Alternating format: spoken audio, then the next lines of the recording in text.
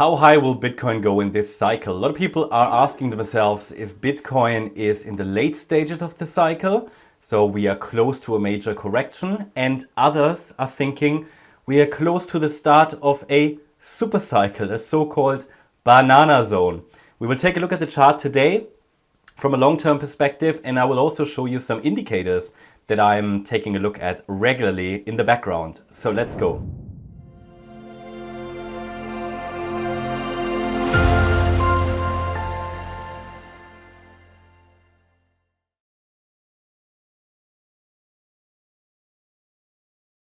Hello, my name is Ben and I'm the founder of MCO Global here on this channel. At MCO Global, we are always taking a look at charts from an Elliott Wave point of view, which is a sentiment-based analysis method. It gives us a really good idea of scenarios, multiple likely scenarios on the larger time frames.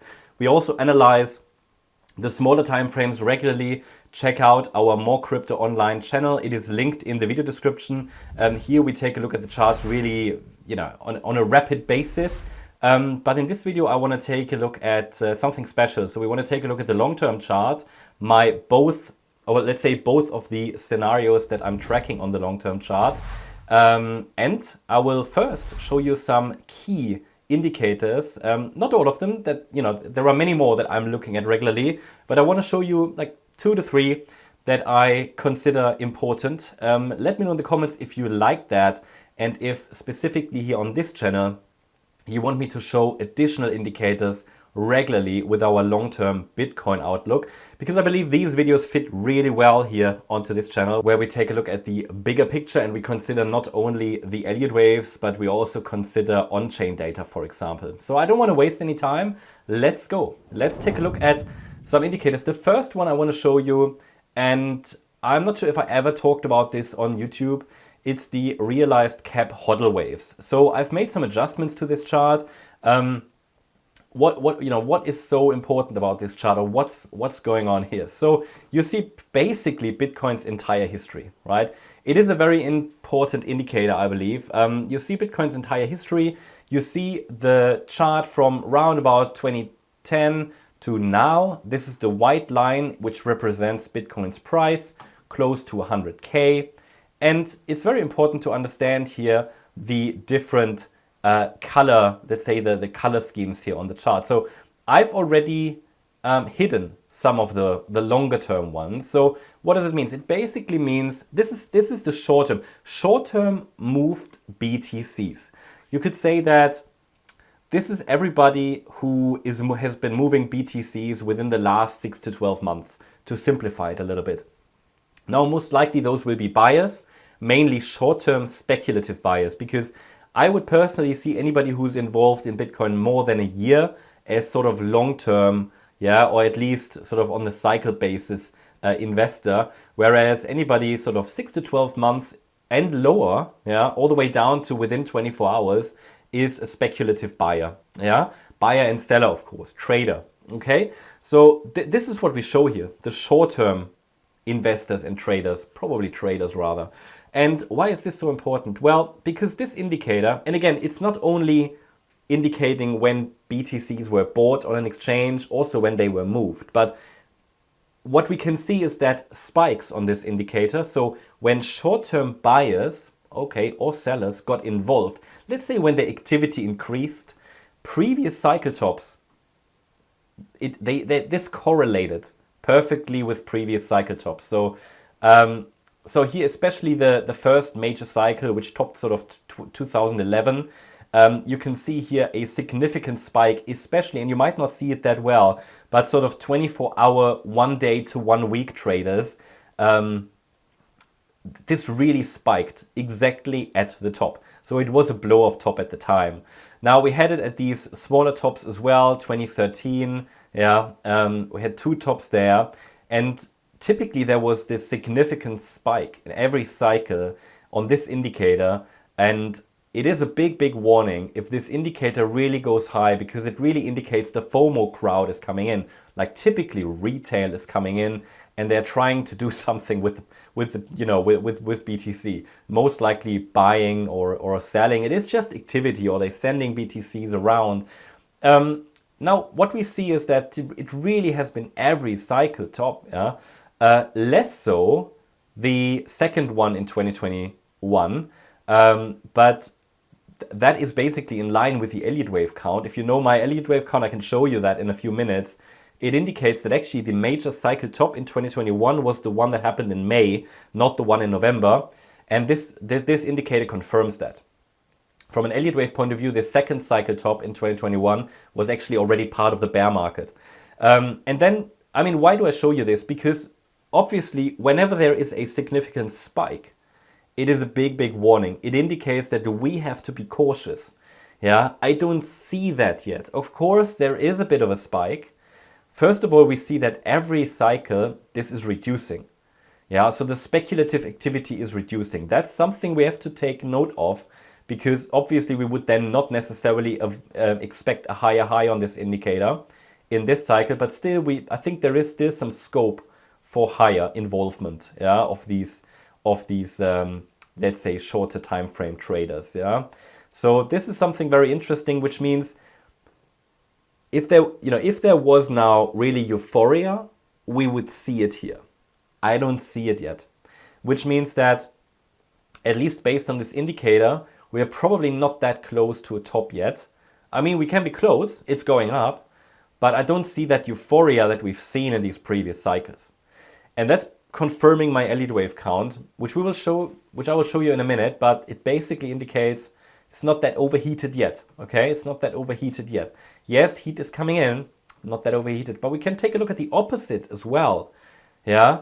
Because if you know my Elliott Wave count, and again, for those of you who don't, spoiler alert, I believe we are close to a top. I don't believe we've topped yet. But if we take a look at the longer time frame holders, so this is everybody who's been holding 1 year and longer, they have, especially the ones that are sort of in for only one cycle. So you might see that here, it's sort of dark green and lighter green. Again, it shows you the price, okay? And it is interesting that whenever there is a low, obviously they've sold, right? So they are not really involved. Now, what is really interesting is that they typically start to sell at market tops, okay? They typically start to sell at market tops. So you see that here. No, sorry, not, they don't start to sell at market tops. They've basically sold. So they have sold their stuff. So it's a very intelligent crowd, I would say, because you can see here recent market tops. Yeah, they didn't really have anything anymore. Okay, a few of them, but really involvement was very high. They bought when there was a cycle low. That's why we have a spike on this indicator. So very intelligent crowd, the long-term holders. And then they sold, however, on the way up. See their sort of involvement reduced. And then they started to buy as the price went lower again. And you see this spike. I mean, you might not see it that well, but dark green here, really dark, nearly black actually. These are the holders like 1 to 2 year time horizon. Most intelligent entity, you could say. Why? Because they picked the bottom perfectly. You see the price low here in November 2022. That was their highest involvement. They literally bought the dip and then they started to sell, and most of them are already out. Okay? And we've seen exactly that in recent cycles. Now, the ones that are involved a little longer, like light green, they in previous cycles were even a bit lower. So we are not there yet. I think all of that confirms kind of my Elliott Wave count, which I'll show you in a minute. But I want to mention it now so that you don't forget about it. But basically, my interpretation of this would be, look, the most intelligent crowd, they are already gone. Yeah, still slightly involved, but mainly out. Those who are normally involved, like, 2 to 3 to 5 years, they normally also sell, obviously, into the top. And they still are quite involved, but it's going down, okay? It is quite interesting to see that the higher we go in a cycle, price-wise, the less involved the long-term holders get. But the more involved, you saw that the red tones, right, the red spikes, the more involved the short-term holders get. So it shifts then more to short-term trading, which is what I always tell you.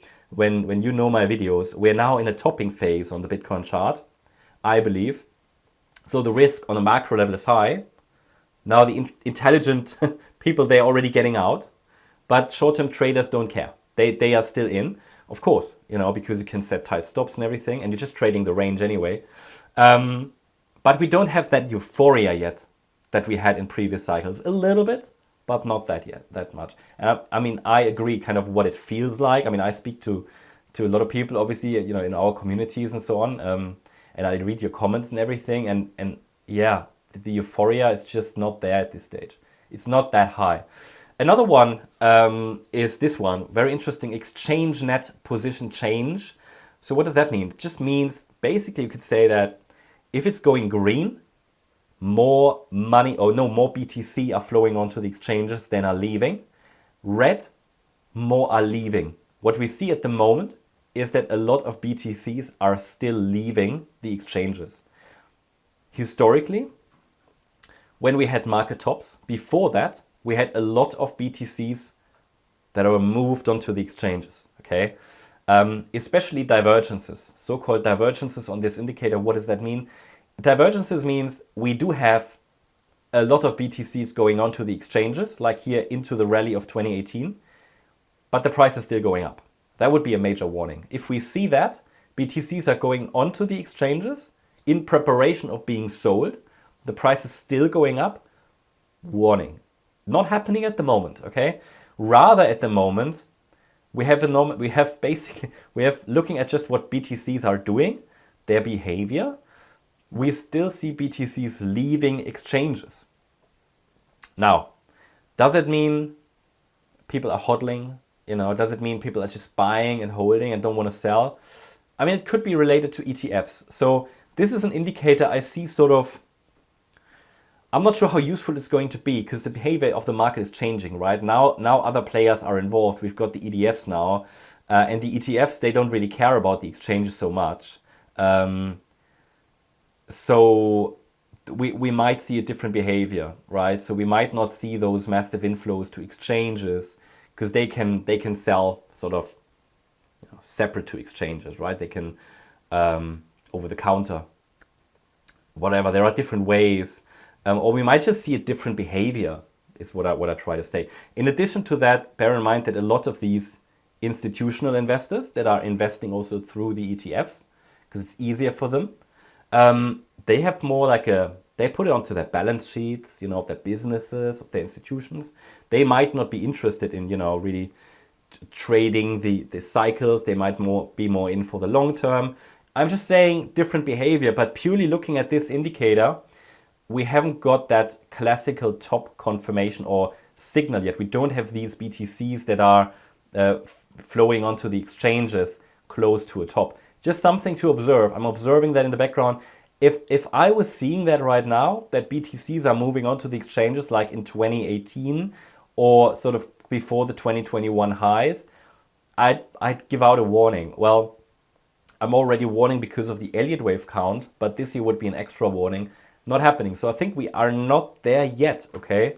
My view, at least not at the cycle blow off top.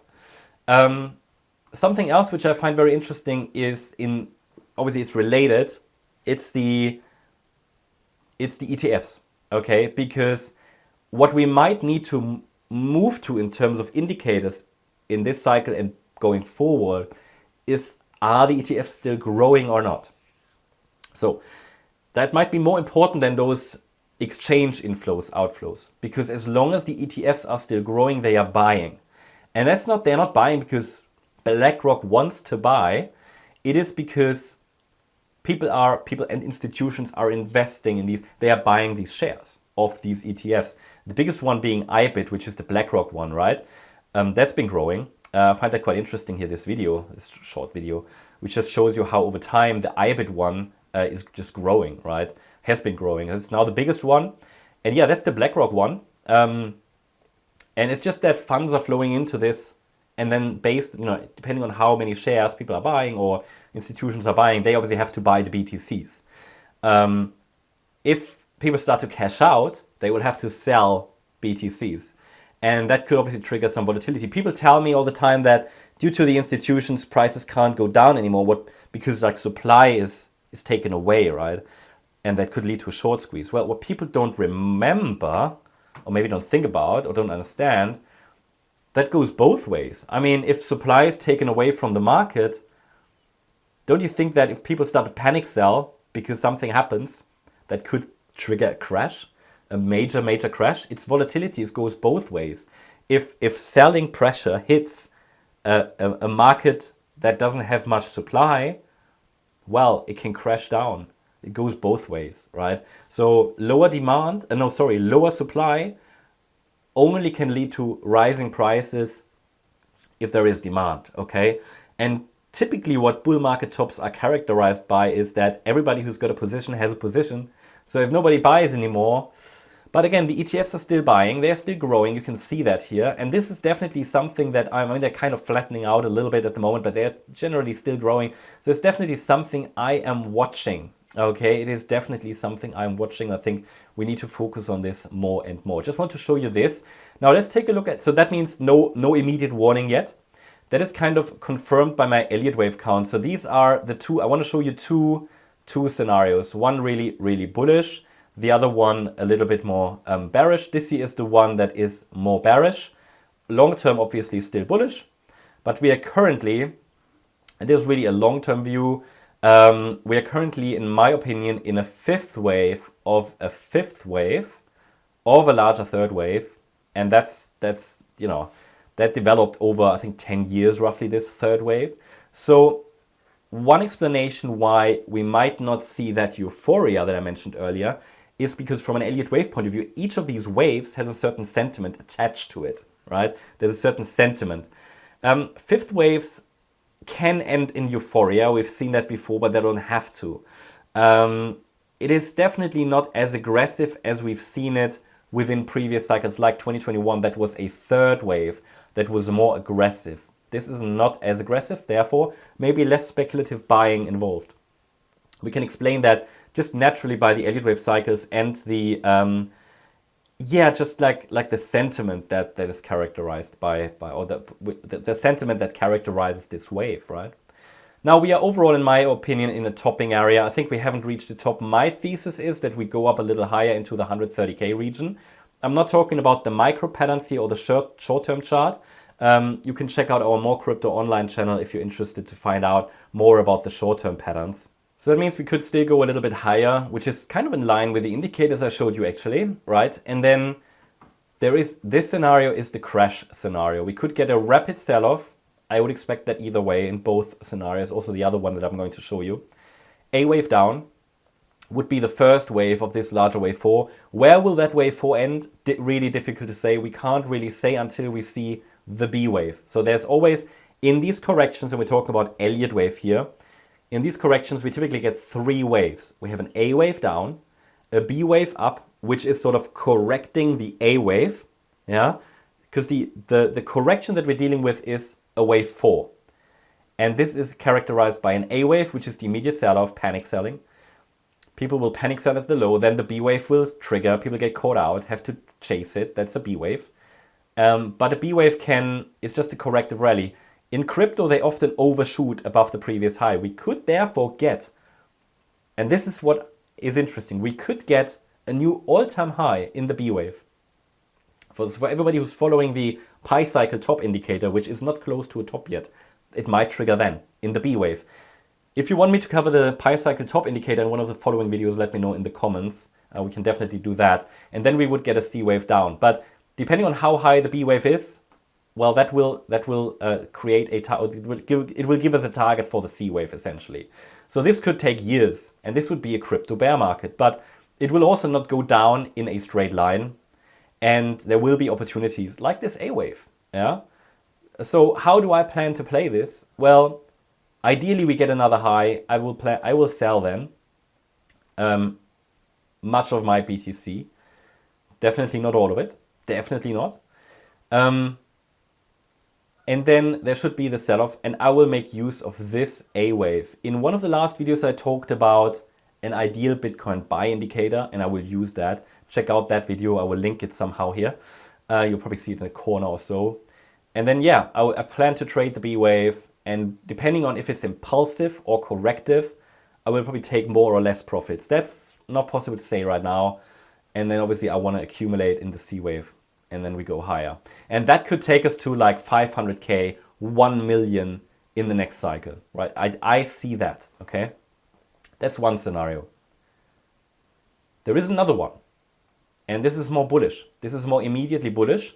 Here I track on the long-term chart a large diagonal pattern, and this here is a wave 1 to the upside, which is forming right now, instead of a wave 5. So a 5-wave move that has developed from the 2022 low can either end something, which was the previous count, or it can start something, which is this count.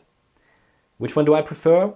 For risk management purposes, I am leaning towards the more bearish one, but I will keep this one in mind because I will show you why. If this is a wave 1, which is then also nearly finished, it should also get another high. So the short-term count is the same. It's more about how is the next correction structured. Now in this scenario here, the correction will be a wave 2. This will be a wave 1, which is the start of a new uptrend. Supercycle essentially, so-called banana zone, some people call it. Then we could get a wave 2. And there will be a support area. Now on the other chart, this here is the A wave of that larger wave 4. Here. On this chart, it is the wave 2, which would lead to an aggressive third wave rally, possibly to 350, 400K. Now you might say, okay, it goes either up or down. It's not about that. It's about having a plan. And if you notice, both of these wave counts are characterized by an initial sell-off and a swift recovery. And I intend, it doesn't matter to me which one it is, there is confluence there, which is great. If I have a bullish and a bearish count and they both do the same, or are projected to do the same, I will make use of that. So I will accumulate this pullback, and I don't care if it's a wave 2 or the A wave of a wave 4. We might see it in the structure on the way down, which one it is, but I wouldn't rely on that. So I will intend to use Fibonacci support and the indicator I mentioned in my previous video to buy here. And depending on how impulsive the rally looks like, I will take more or less profits. Yeah. So this is how I intend to play it. What I don't want to be is a panic seller down here. You don't want to be in that position. Whether you believe we are close to a top or not, I would be prepared for a sell-off like that. What you shouldn't be is over-leveraged here, have too much risk on, and then have to be a panic seller down here where a lot of people come in and will make use of this opportunity. So yeah, that means I still see Bitcoin go to possibly 130K. It can go a bit higher. I will not confirm a top until support levels break. As we climb higher for that one more high that I mentioned, Bitcoin will generate additional support levels closer to the price that we can track. When these start to break, we will have confirmed tops in place. And that is when I will start to assume the correction has started, but that can happen very, very quickly. Don't rely on a nice signal, bear market has begun. You might get 20-25% crash in a day or something. Be prepared for it, which is why it can make sense to take profits strategically. I'm not telling you to take profits yet. I mean, I haven't, but I know I maybe should have already. I haven't done it yet. But I also understand that if I'm not taking profits now and we get a crash a little earlier, because we are very close to a top, we are already in my long-term top zone, okay? So it would be nice to get another high, but it's not guaranteed. Nothing is guaranteed in these markets. I find it probable and I would prefer it, yeah. And I assume it's gonna reach 130K, maybe a little higher. We will have to look at the microstructures, which we're doing on a daily basis in our gold membership, as well as on the More Crypto Online YouTube channel. So let me know if that video helped you, if you like a look at these indicators. If you like this, then yeah, let me know in the comments. Please hit the like button as well and activate the notification bell. And if you're interested in this additional indicator that I mentioned, check out one of the previous videos. I linked it earlier. You find it all on the channel. Thank you very much. Bye-bye.